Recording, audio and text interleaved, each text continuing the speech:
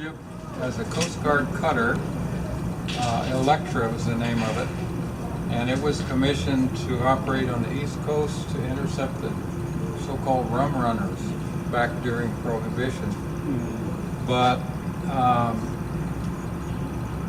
by the time this one and 13 others were completed and commissioned, put into service, Prohibition was repealed.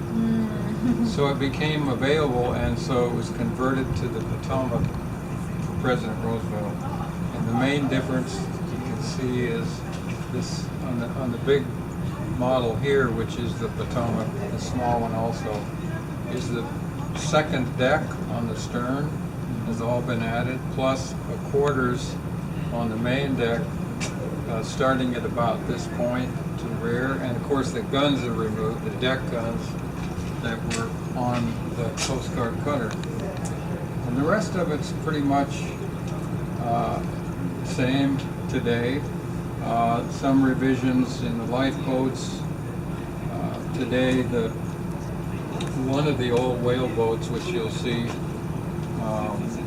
was kept, and the other one was removed because we sail and take the public out on cruises. We have to be certified by the Coast Guard, and that requires inflatable, automated life rafts. So that has been a change that occurred. So let's head out and take a look.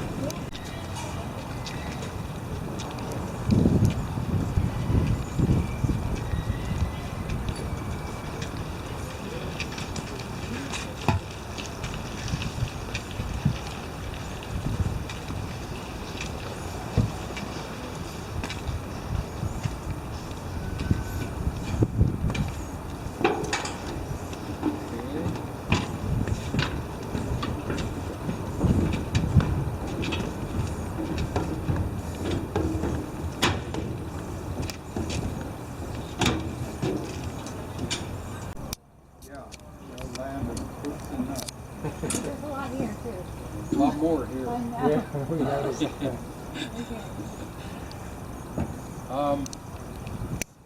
a good place to observe some of the big changes. The crew that operated the ship was Navy, and then there were some civil servant employees, of course non-military, but government employees, stewards and cooks and people like that. The furniture is not original because, of course, it was underwater for a while, and you know that damages everything. Both things sank, or? Yeah, it sank, and it sank to a depth of like 20 feet or something. So the water was up actually above the pilot house. Just the stacks were sticking up, and So it sank at the dock.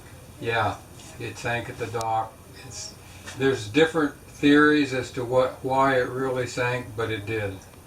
And this quarters was actually pretty nice for the time for a military vessel. You had natural lighting in the portholes, and these actually opened to let some fresh air in. The furniture they tried to replace with furniture of the period. And when the restoration happened, after the ship came back, and the mechanical part of it had been repaired in that ship. The engineer officers are welcome to wander around, take a look and see what they look like. And then two Secret Service quarters on the other side.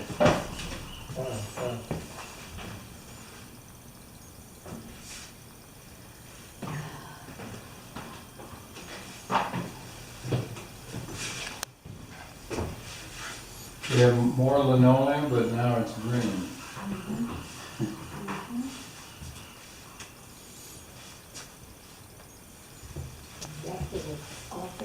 Foot locker for all his clothes had to be in there in order, and if you counted the bunks in here, you won't find 50, not nearly that many. So they had to do what's called hot bunking, so that when you were on duty on your watch, someone else was in the bunk. And when you got off, you switched. The advantage of that was that once you got off your shift, the bunk was already warm. And these are actually pretty cushy compared to a lot of like a troop ship, where they're about half that wide and they're stacked like 5 or 6 deep. My dad he went to Iran during World War II as a stevedore. He took the top bunk because he knew that. Yeah. Yeah. Oh, You're on the bottom and people throwing up. Yep. You're the middle. Yeah. Exactly. take the top one. And then there's separate quarters there for would have been Chief Petty Officer. He was the senior non-commissioned officer, so he did payroll, a lot of paperwork. He had his own office, his bunk in that quarters there. The forward compartment, very similar to this one, is where the civil servant had their quarters and the bunk. Sending Morse code, but it did not have the range. It didn't carry as far, and it wasn't as strong a signal. So a lot of times, like in rough weather, the Morse code was more reliable. Plus, it is an international language because all languages can convert that code to their own letter and alphabet. And then this was a teletype, which was like an electrified typewriter, but it also had a device that converted a keystroke into a signal which went out over the shortwave radio. And then the other end you'd have a receiver which would convert that signal into a keystroke, and you'd type out something. That was state of the art really. back in about 1940. And one of the things that Roosevelt did during his presidency was go on the radio, commercial radio. That television had been invented, but it wasn't commercialized during that period. So people listened to the radio a lot, and he had, especially during the war, World War II, what was called fireside chats. So he'd tell the public over the radio what was going on in the war or other important activities. At least one of those fireside chats originated here in the Potomac from this radio room. So it's sort of historic. Yeah, it is. Very much so. Inline diesel. And I think I mentioned these are not the original.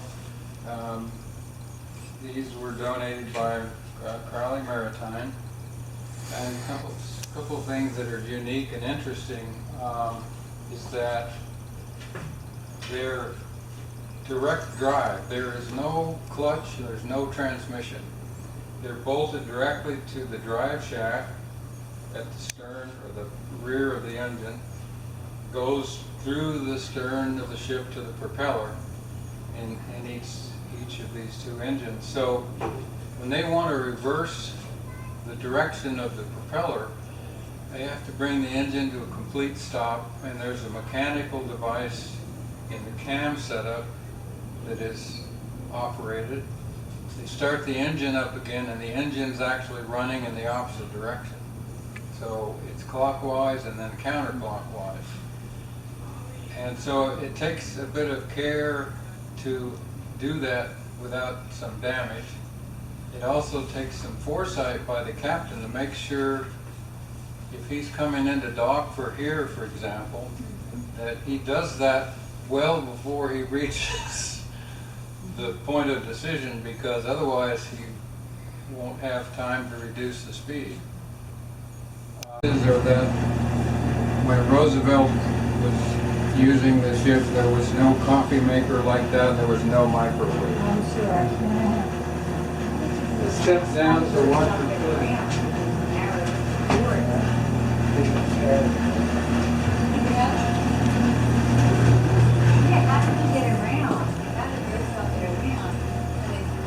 Oh, well, he would have staff would do all the cooking and prepare the meals. But he was, in this area, he was in a wheelchair, or he was walking, he had braces and he used crutches, and he had aides that helped him move around. because he didn't have very good balance or didn't have the nerves Yeah. because of the polio. And in fact, that's the elevator. This door is locked, but when we go on the upper deck, we'll be able to open it up. See, should be on right We had a bar, and so they tried to get the bell back, and they were told they couldn't locate it. And so this went on for years. And then a few years ago, one of our major donors, meaning gives us lots of money, was an individual who has a lot of connections in Washington and knows a lot of people in very high level military positions. So he made a couple of phone calls and said, I'm trying to help out the Potomac and we'd like to get the bell back. Well, guess what? Somebody found They it. found it. My guess is it was in some admiral's office on the wall, you Keeping know. it, yeah. Yeah. So, but we still don't own it. It's loaned by the Department of Navy, Naval Historical Center. But they say possession's 9/10 of the law. So at least they alternated the color between brown and green. And this is a pretty historical piece. And this is his bathroom. You all can peek in there. When you look in there, you'll see that stainless steel tub. It's especially designed for him to be low and flat on the top. He could help himself in and out of it using his hands. Wiggle his legs. Yeah. Cool. Coffee. Yeah, it's pretty close in there. So how many times did Roosevelt use this? We don't really know, but he used it quite a bit. Yeah, I mean, to have all these special things. wood was donated by one of the local hardware lumber stores, and it was installed, and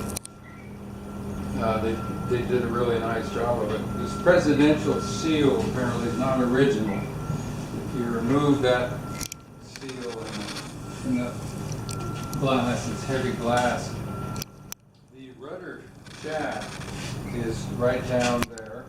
That's there for looks and also for maintenance. They can get access to the rudder shaft if they have to remove it.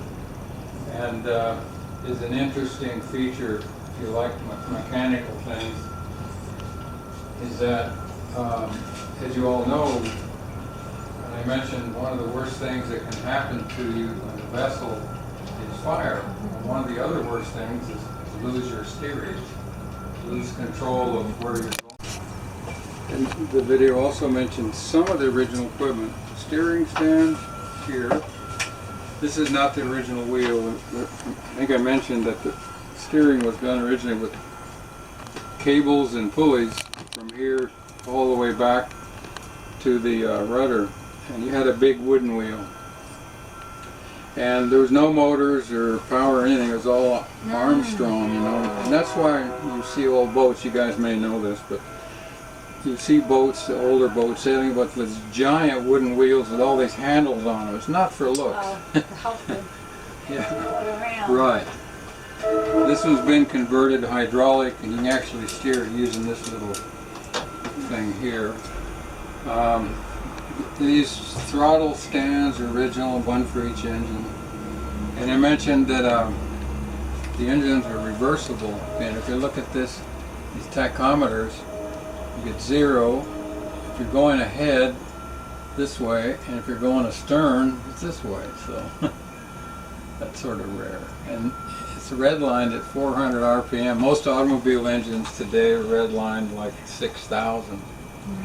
So they're slow, big, heavy engines. This is another piece of the original equipment called a binnacle. Houses this big compass. This one's a wheel type compass as opposed to a needle. And it's on gimbals, so that in rough water it'll self-level, you know, universal joint.